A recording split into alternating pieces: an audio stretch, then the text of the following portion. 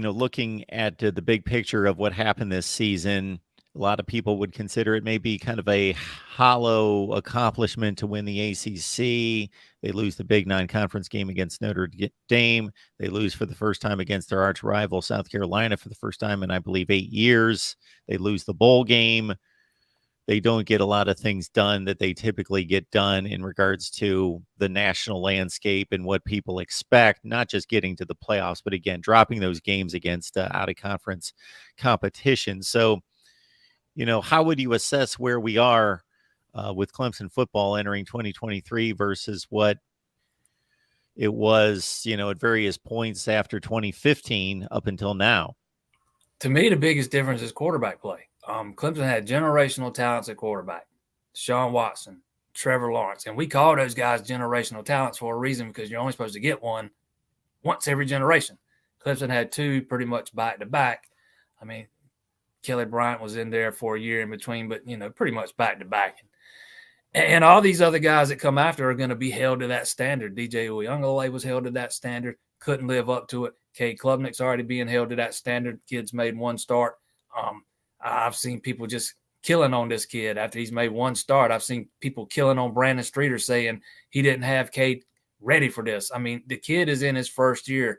And if we are to the point where we are saying a kid's got to be ready the moment he steps foot on campus, I don't like where we are in the sport. But as far as Clemson goes, if you look on the whole season, I think you're better than you were last year, but it's not going to sit well with fans because you got the same amount of losses. You went 0-3 against the Power 5 outside of the ACC. So it's not going to sit well to say, yeah, we're better than we were last year. I think Clemson's taking a step back from being that elite program, make no mistake. And I think a lot of that is centered around quarterback play.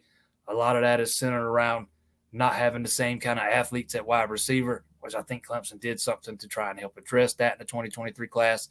But, I think Clemson's got some areas they need to be better in.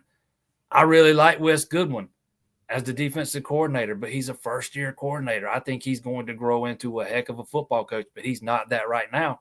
He's still evolving into that guy. There's been some growing pains on that side. And I think as we move forward, he'll be better. I think Clemson really did a lot to address some stuff in this 2023 class. 3 elite-level defensive linemen, 3 really good offensive linemen, 3 really good athletic, fast wide receivers, and they have been lacking speed in that wide receiver room. So I think things are starting to look back upwards. Whether you are going to get back to that elite status, I don't know. This is a tricky landscape Clemson's dealing with here with the NIL and the transfer portal, because Dabo Swinney has built something at Clemson that is really based on culture.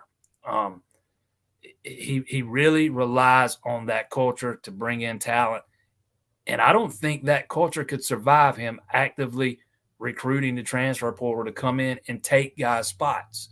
If you start doing that, you are kind of doing the exact opposite of what you're promising these kids on the recruiting trail. I think Clemson can use the portal to fill spots, fill gaps, which I think they were going to do this year.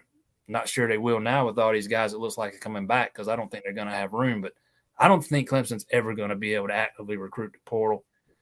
That doesn't sit well with fans. They don't understand why Clemson can't do that. They don't understand why the culture can't survive it. And I'm a big believer, and I don't think it can.